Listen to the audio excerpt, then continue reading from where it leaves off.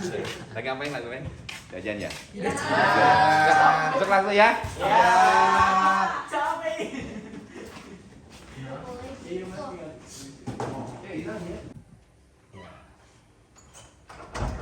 Assalamualaikum. Waalaikumsalam. Oke, selamat pagi anak-anak semua. Pagi. Sebelum mulai pembelajarannya, silakan dipimpin doa dulu ketua kelasnya. Baik teman-teman, sebelum mulai pelajaran hari ini alangkah baiknya kita berdoa sesuai kepercayaan masing-masing. Mudah-mudahan pembelajaran kita berjalan dengan baik. Berdoa dalam hati dimulai. Terima kasih kepada ketua kelas yang sudah membacakan doa. Nah, kenapa dimulai dengan doa? Karena doa itulah yang menghantarkan kita menuju sebuah tujuan. Jadi doa itu adalah hakikat. Hakikat itu apa? Artinya apa yang kita lakukan harus punya tujuan inti. Intinya kita memahami kita dari mana dan kemana akhirnya. Itu tujuan inti. Nah, hari ini saya akan memulai pembelajaran, tapi sebelumnya biar semangat, biar ada sesuatu yang menggelora ya. Dulu tahun 45 itu kalau mengucap kata merdeka bergema tidak? Kalau sekarang melehoy ya. Nah, biar tidak melehoy, kita akan nyanyikan bersama-sama lagu kebangsaan kita Indonesia Raya. Silakan. Baiklah teman-teman, sebelum kita memulai pelajaran, kita menyanyikan lagu Indonesia Raya. Bisa kalian berdiri? Sambil berdiri.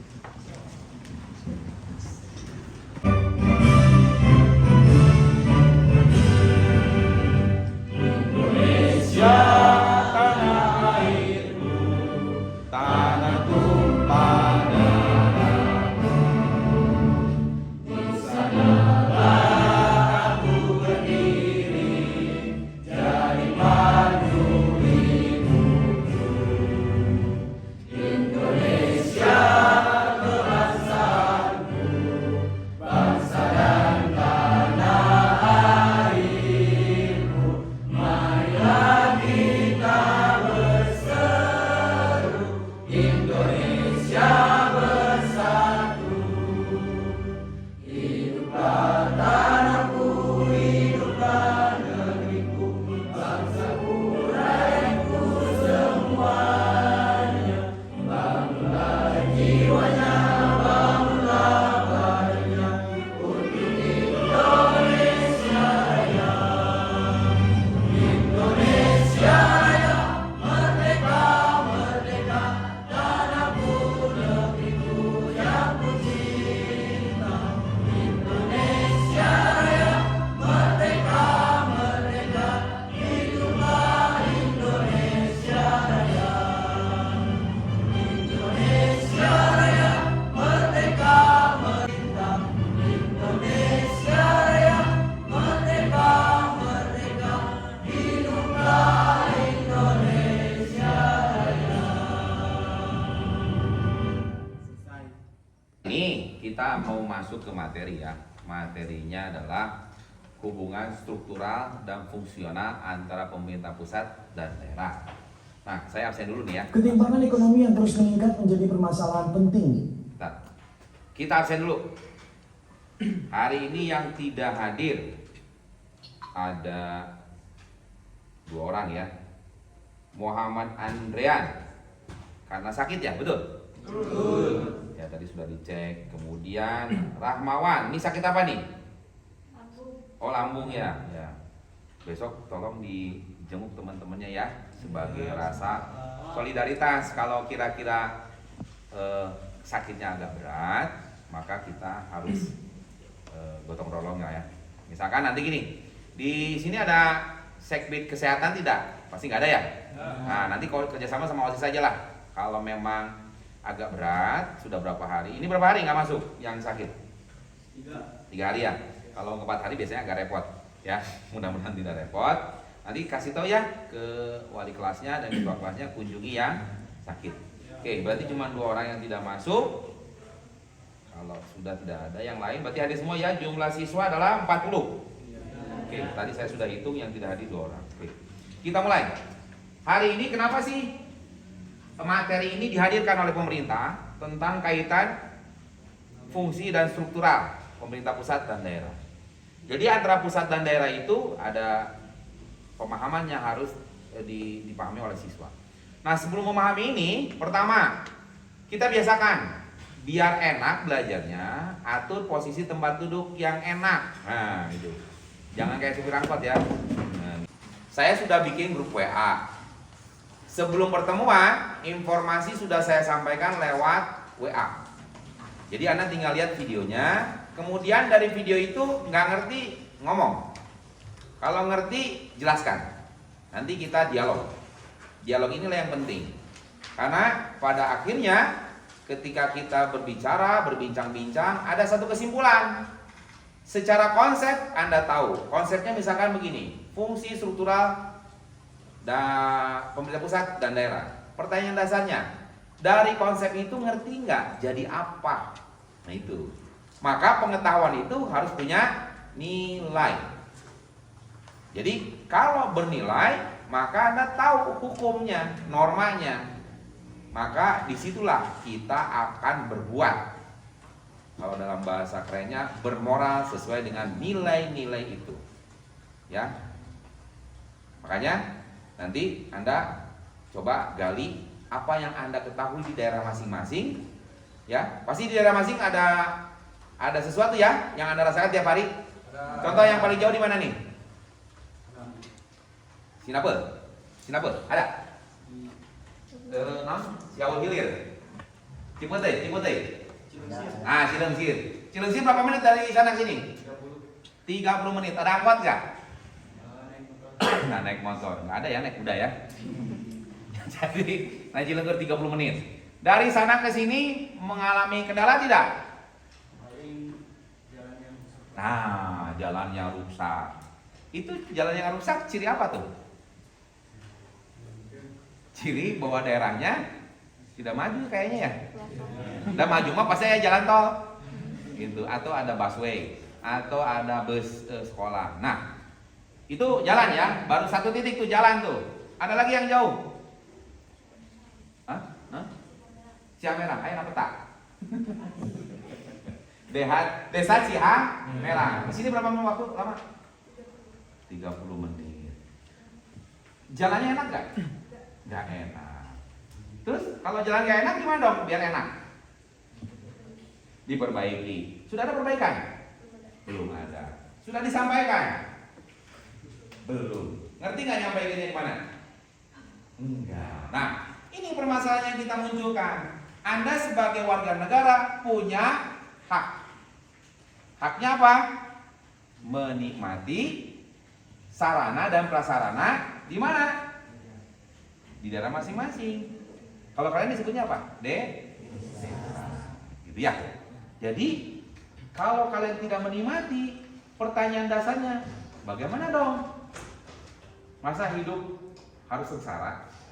Sedangkan Indonesia di awal sudah mengatakan telah sampailah ke depan pintu gerbang. Ya, berarti MIP sebenarnya tuh MIP merasakan ada sesuatu yang tidak enak ya MIP ya? Ada Pak. Ya jalani. Baik Pak nih. MIP kalau seminggu ini berapa hari nih masuk sekolah MIP? Seminggu 5 hari. 5 hari. MIP kira-kira kalau pulang pergi jauh gitu pantat gimana MIP terasa? Sakit sih Pak. Sakit ya gitu ya. Tapi MIP ada yang menarik MIP. Bisa apa kamu? Mau ngomong sama siapa MIP gitu? Bingung nggak MIP? Bingung ya. Jalannya udah gak bagus. Kemudian kita melihat bahwa kita ini tidak nyaman. Tapi apa yang bisa kita lakukan sebagai pelajar? Bingung ya? Iya bingung. Nah, oleh karena itu, Bapak coba nih. Karena nih pemerintah menghadirkan satu materi ini tentang hubungan struktural dan fungsional. Ini menarik. Mudah-mudahan nanti setelah pembelajaran ini minimal ada satu solusi. Jadi di dalam pembelajaran itu anak-anak itu diusahakan bisa mengangkat tema-tema yang berkaitan dengan apa sih yang diperlukan dan bagaimana membuat sebuah solusi yang baik. Oke, teman-teman pasti sama ya. Yang di sebelah kanan pun coba. Siti, ya sebelah kanan Siti. Kamu dari mana Ti? Senyum-senyum kamu kayak punya duit aja nih. Sampalan. Ti jauh nggak tadi dengan MIP rumahnya? Jauh banget. Jauh banget ya. Ti gimana nih? Coba. Apa yang kamu rasakan ketika perjalanan Ti? Gimana jalannya, Ti? Jalannya jelek, Pak. Jelek. Sama. Sama. Kalau bangunannya gimana tuh kanan kiri? Bagus atau rata jelek? Hah? Gimana? Jelek. Jelek. Terus kalau tentang misalkan contoh di kampung kamu nih, saya tanya, ada nggak rumah yang WC-nya terpisah? Ti? Ada. Ada ya. Itu gimana solusinya, Ti, di kampung? Apakah sudah ada sesuatu terobosan membuat WC baru atau gimana, Ti? Apakah emang senangnya di sungai, Ti? Gimana? Sok ya, Ti. Gimana? Belum sih, Pak. Masih Belum. gitu-gitu aja. Nah, tapi sudah ada laporan belum? Pernah dengar nggak? Kan sebelum belajar mah mungkin ya pernah dengar main. Oh, warga mengeluhkan. Ada nggak seperti itu? Ada, Pak. Ada. Tapi bagaimana? Kalau sudah dikeluhkan, apakah ada perbaikan, Ti? Tidak ada. Tidak ada. Nah, jadi masalah-masalah seperti ini perlu diungkap. Nah, oleh karena itu, sebelum masuk ke materi ini, tentunya kan sebenarnya Bapak udah ngasih bab ya. Ada materi tentang nilai-nilai Pancasila dalam penyelenggaraan pemerintahan negara. Jadi, nanti kita hubungkan sedikit-sedikit saja. Misalkan begini, apakah pemerintah di dalam menyelenggarakan pemerintahan itu sudah menggunakan nilai-nilai itu? Misalkan, Pancasila punya nilai ketuhanan yang Maha Esa. Apakah sifat toleransi beragama muncul? Kalau belum, bagaimana? Apakah kemanusiaannya sudah ada? Kalau belum, bagaimana? Persatuan sudah ada. Kalau belum, bagaimana? Nah, nilai inilah yang nanti ingin kita sampaikan kaitan dengan satu sebagai penyelenggara negara dan kita sebagai masyarakat. Beda. Kalau gotong royong itu pasti kalau di kita itu kan ada nilai-nilai kultural. Salah satu dimensi kultural di kita itu yaitu ada yang disebut dengan paham kedaerahan. Mereka itu sifatnya apa? Orang Sunda tuh gitu kan, saling bergotong royong. Spiritual. Mereka karena agamanya kuat, iman takwanya bagus, maka ada kesadaran. Nah, hal seperti ini dibahas. Kemudian, kalau mereka paham itu semua, inilah nilai-nilai Pancasila yang memang digali dari falsafah hidup orang Indonesia. Budaya ketimuran kalau bahasa kitanya ya. Nah, apakah ini terwujud? Kalau masyarakatnya mau sadar, apakah pemerintah juga sadar? Nah, tentunya di sini butuh hubungan antara rakyat dan negara. Nah, negara biasanya diwakili oleh pemerintah ya, presiden. Nah, apakah menteri-menterinya? Nah, gitu ya. Menteri-menterinya sudah belum? Nah, kalau nggak salah, hari ini kita akan membahas tentang hubungan daerah.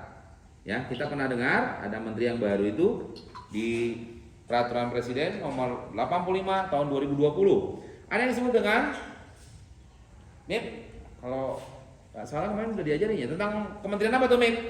Kementerian Desa, Dan apa tuh? Pembangunan Daerah, Dan Transmigrasi Republik Indonesia. Desa. Itu berdasarkan Permen PP ya, Peraturan Pemerintah nomor 85 tahun 2020.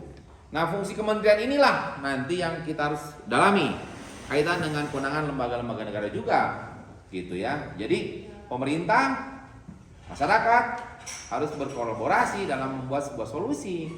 Karena Bandung itu kan desa yang sedang maju ya. Di satu sisi harus maju, tapi sisi lain bagaimana nih? Nah, gitu. Nah, nanti begini nih. Oke, sebagai rangsangan nih, biasanya Bapak suka ngisi ya. Di meja saya, nah ini kebetulan Bapak habis gajian nih. Ada 10 coklat. Nah, siapa yang bisa menjawab nanti akan saya berikan. Oke, gitu ya. Oke. Sekarang saya akan buat kuis. Nah, kuis dong. Saya punya 10 coklat karena hari ini saya baru gajian. Tapi sebenarnya saya gajian tiap hari ya. Gitu. Ini agak sombong dikit nih.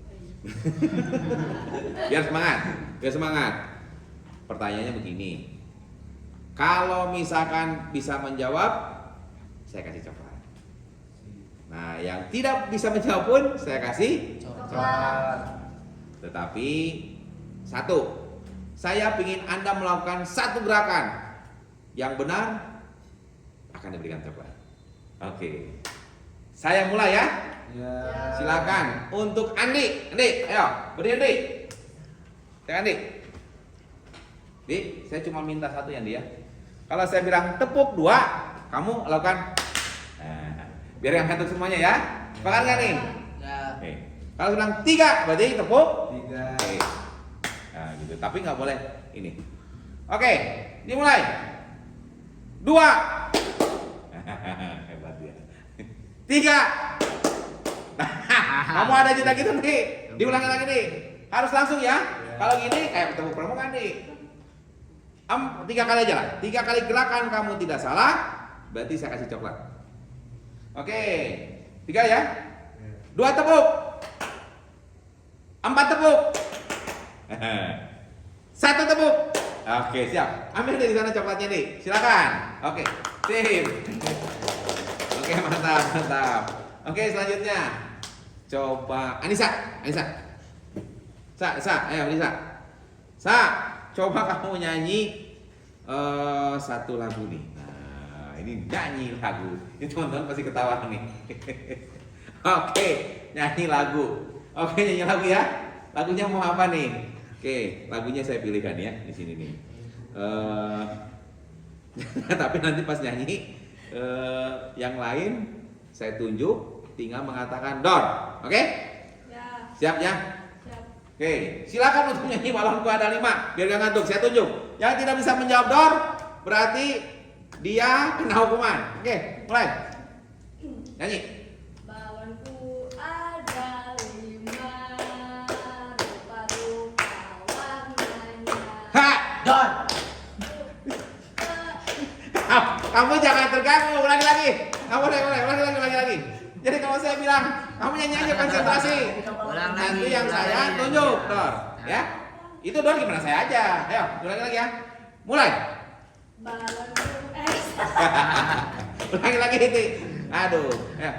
Lagi. Ya. apa, Pak? Ya, siap. Balonku ada 5. Kalau saya tunjuk, door, ya. Mulai. Oke. Balonku ada 5. Don. Rupa-rupa warnanya. Don. Oke, ini nggak rame. Saya akan tambah. Kalau saya tunjuknya begini, 2 kali door-doornya. Kalau begini, 3 kali ya. Iya. Oke, 1 kali aja. Belum masuk materi. Oke, 1 lagi. Ulangi lagi, 1 lagi. Siap. Balonku Lihat tangan saya. Oke, kamu nyanyi, lihat tangan saya. Kalau begini, kamu bilang 3 kali door. Oke? Ya, balonku ada 5. Tuh, 2, 3. Balonku ada 5. Don. Warnanya Don. kuning kelabu, Don. merah muda dan biru. Don. Nah, cukup. Oke, keren. Nah, kamu nanti ambil coklatnya di sini aja teman ya. Oke, terima kasih. Itu biar nggak ngantuk saja ya. Nah, sekarang saya akan masuk ke materi tentang apa sih yang nanti akan dipelajari dalam pelajaran kelas 10 di bab 4 ini. Oke, perhatikan. Ada 4 pertemuan yang akan saya sampaikan. Pertama, tentang judulnya ya, pembelajaran hubungan struktural dan fungsional pemerintah pusat dan daerah. Karena daerah tersebut dianggap mampu mengelola daerah masing-masing. Misalkan ini, camatnya bagus, bupatinya bagus, aset daerahnya banyak. Oke lah, kelola rumah tangganya, gitu. Tapi kalau daerahnya nggak bagus, pemimpinnya nggak ada, kurang bagus, maka pasti daerah tersebut dikelola oleh pemerintah. Papua, contoh, sekarang ada otonomi khusus. Karena Papua itu beda. Contoh, jalannya belum ada, otomatis jalan di sana harus diperbanyak. Kemudian budaya orang Papua beda nggak dengan kita? Beda. Makanya kalau di sana bikin rumah nggak seneng, karena mereka nggak pernah tinggal di rumah seperti yang kita, BTN, nggak tahu kan? Maka di sana rumahnya disesuaikan dengan budaya. Oke, lanjut terakhir nanti dari situ semua. Ya, maka nih tadi pertanyaan, ya, bahwa daerah itu harus diawasi tetap oleh pemerintah pusat. Kenapa diawasi? Biar program terlaksana dengan baik. Oke? Nah, itu materi yang bisa saya sampaikan. Tugas selanjutnya, Anda setelah ini dibagikan kelompok, ya, sebanyak 7 kelompok. Satu kelompok berarti kurang lebih berapa nih? Kalau siswanya berapa? 40 ya?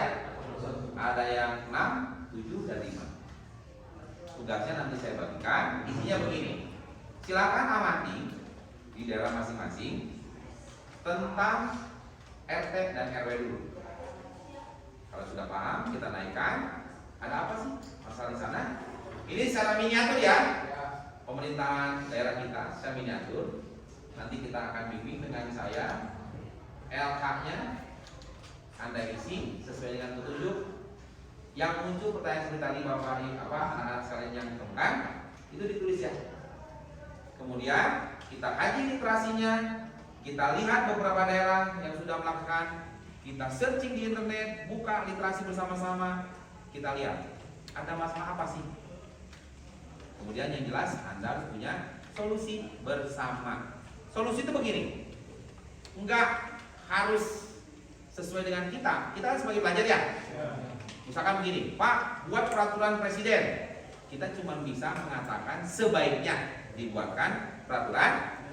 Yang bikin siapa? Apakah kita bikin peraturan presiden?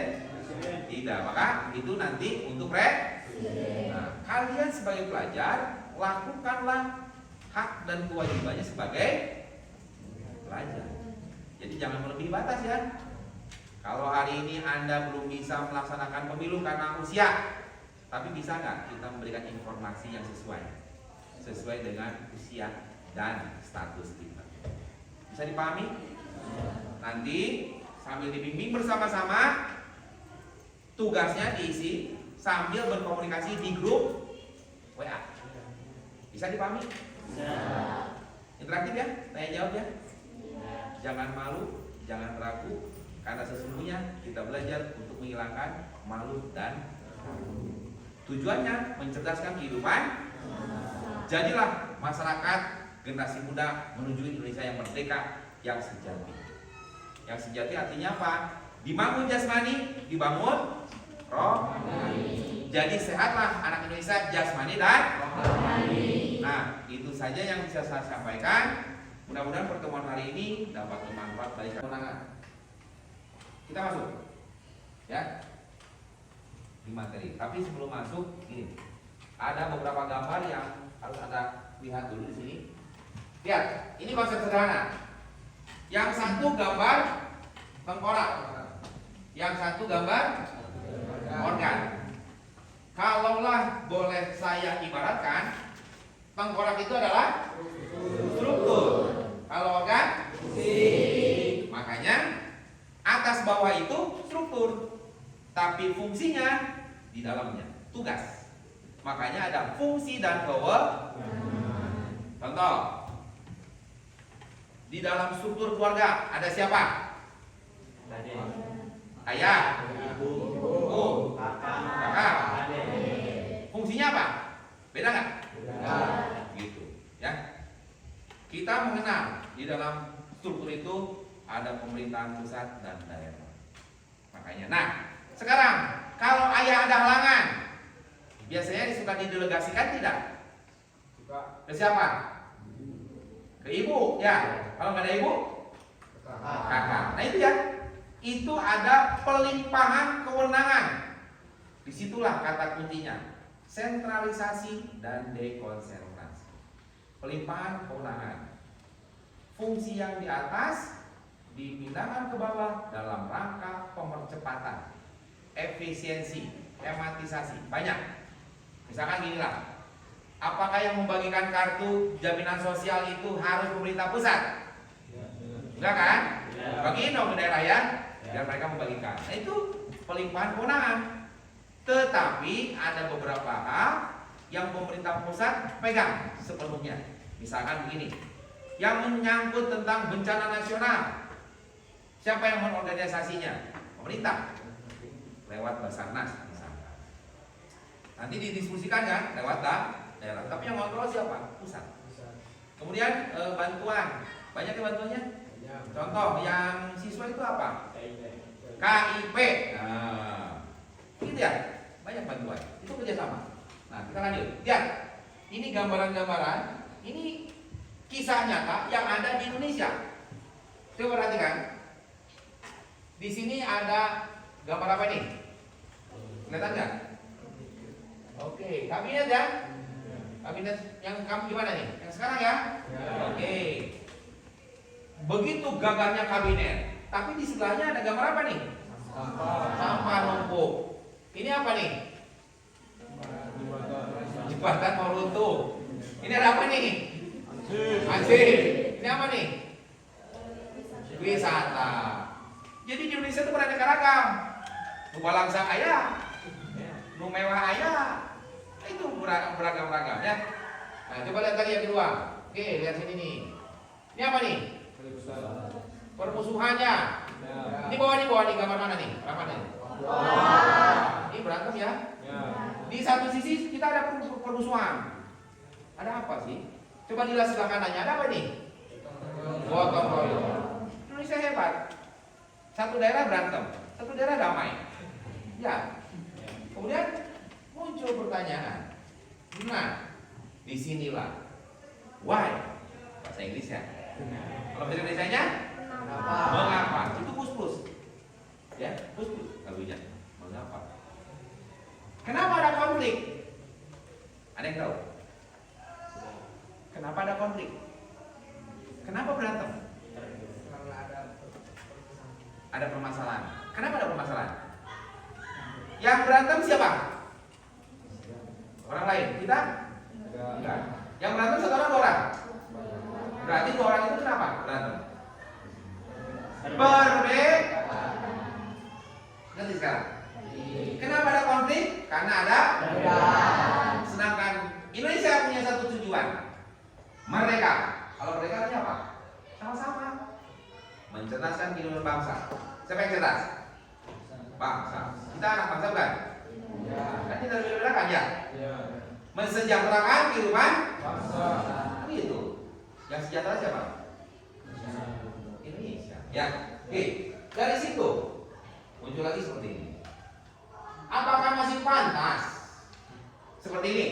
Pertama, ini gambar apa nih?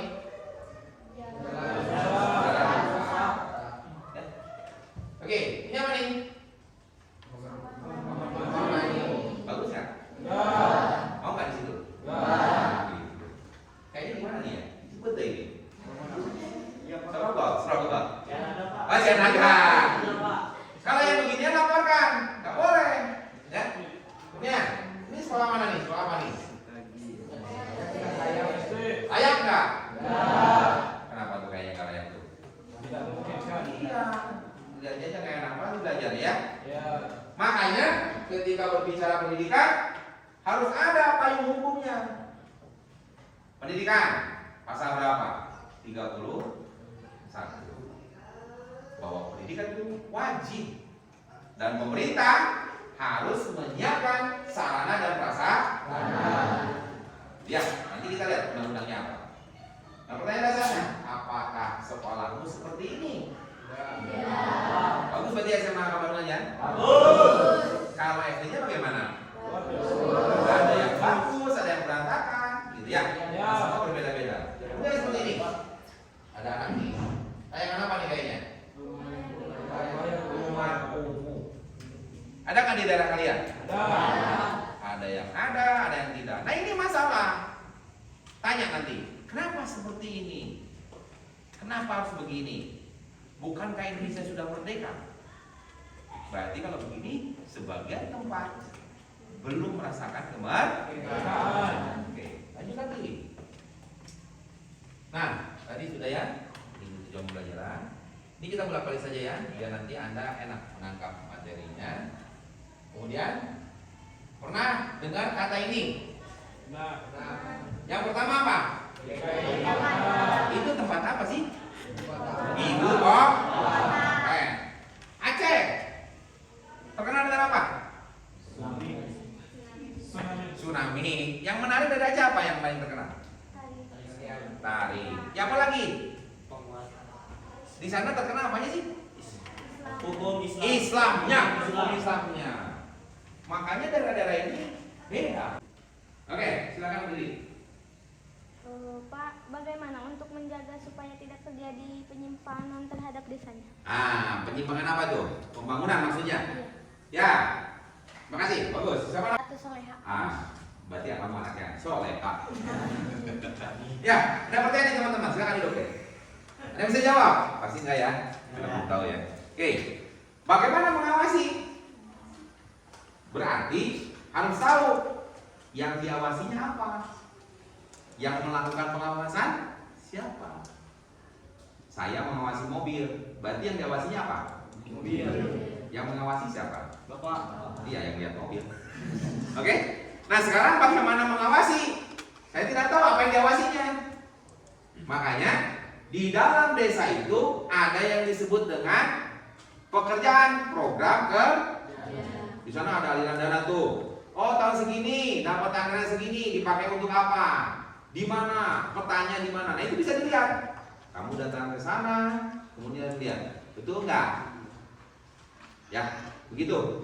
Nanti fungsinya tentunya berbeda. Kalian sebagai masyarakat berbeda dengan tim pengawas. Kalau ada sesuatu yang terjadi, kayaknya ini harusnya ke kita nih dilihat dari petanya, anggarannya. Tapi kok belum dibangun-bangun? Tanya. Anda wajib sebagai masyarakat yang sadar. Nah gitu, sadar dulu ya. Sadar itu artinya apa? Anda punya ilmunya. Ilmunya tahu dong, baru ngomong. Kalau nggak punya ilmu, nggak sadar-sadar. Ya, makanya apa bedanya orang gila dengan yang waras? Kalau orang gila apa? Ya, tidak waras, nggak sadar. Ya, oke, paham ya? Kalau Anda sadar nggak? Sadar. Berarti Anda punya ilmu tidak? Punya.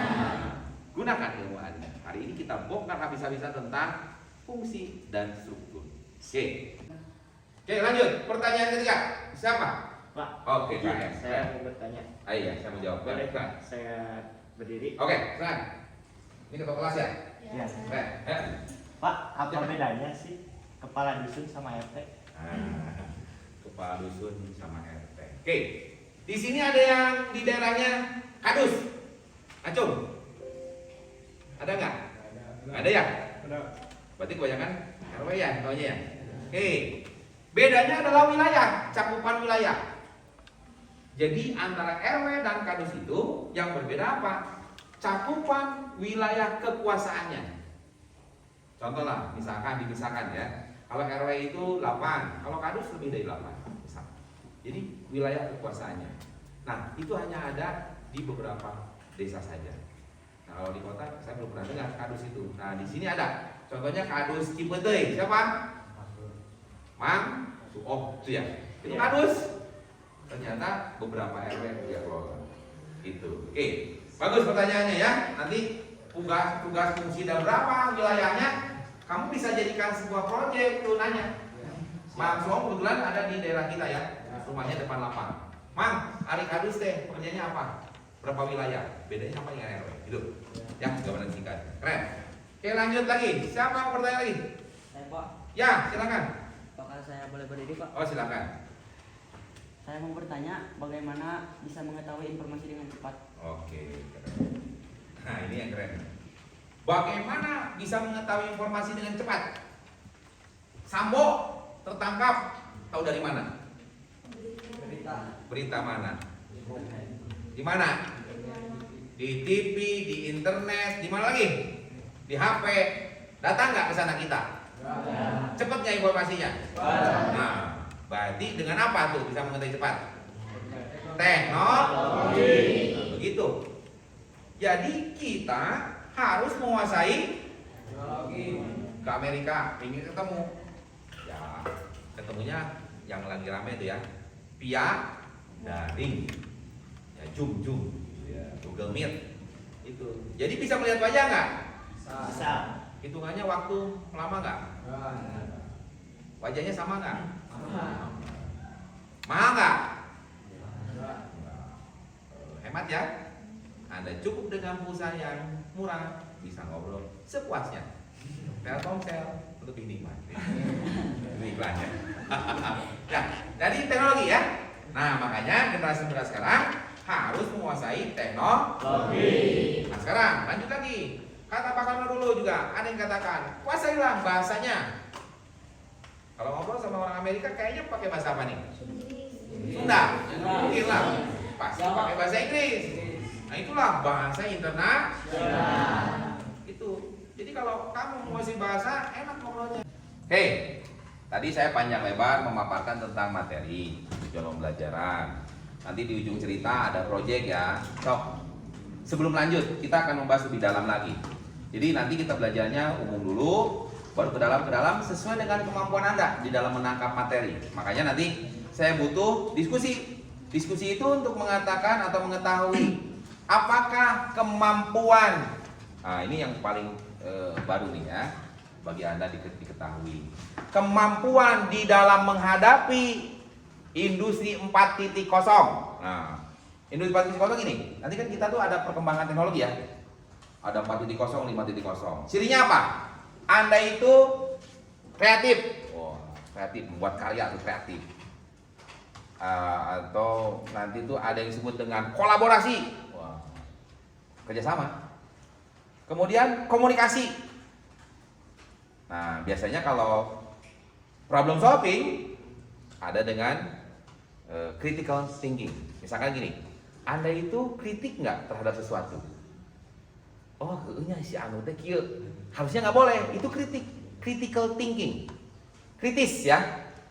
Kalau sudah ada kritis, bersanding dengan problem solving. Jadi kalau ada kritik di kepala Anda, sesuatu ide, harus dengan pemecahannya. Namanya itu kritikan membangun. Beda dengan kritik tapi negatif. Udah teuing, daun solusina. Kurang mah hayang memuas unggul. Nah, itu nggak boleh. Jadi kemampuan di abad 4.0 itu Anda harus punya yang disebut dengan tadi kolaborasi, komunikasi, kreatif. Nah, itu ya, kreatif itu Anda membuat produk apa gitu. Nah, kalau ada apa tadi itu dengan problem solving itu biasanya dengan critical thinking. Artinya ketika berpikir harus dengan mencari solusi. Itu namanya kritik membangun. Nah, itu kan yang bikin keren ya anak-anaknya, bagaimana menggali potensi. Ada apa dengan program pemerintah? Anda jadi corong informasi pemerintah. Walaupun Anda masih pelajar, idenya cemerlang.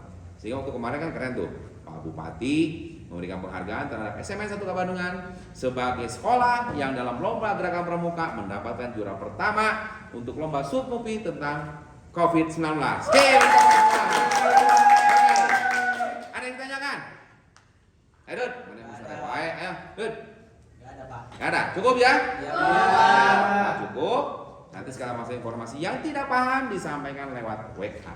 Oke, hari ini cukup semikian. Mudah-mudahan kita pulang. Belum ya, ada pelajaran lainnya. Ya. Oke, lupa saya. Kata semangat bukan pulang aja nih ya. Oke, nanti tutup acara ini dengan baik seperti biasa. Kembalikan kursi ke tempat meja masing-masing. Kemudian ambil sampahnya sebagai wujud peduli, bersih, disiplin ya. Kemudian keluar dengan tertib. Nah, Ya, Pak. tidak boleh ada sampah di bawahnya. Silakan. Itu dari Bapak saja. Sekian dan terima kasih. Assalamualaikum warahmatullahi wabarakatuh. Waalaikumsalam warahmatullahi wabarakatuh. Sebelum menutup pelajaran hari ini, alangkah baiknya kita berdoa menurut kepercayaan masing-masing. Semoga yang kita dapatkan hari ini bisa bermanfaat bagi masa depan, masa yang akan datang. Amin. Dan semoga kalian pulang selamat dan saya pun selamat. Amin. Berdoa di dalam hati. Mulai.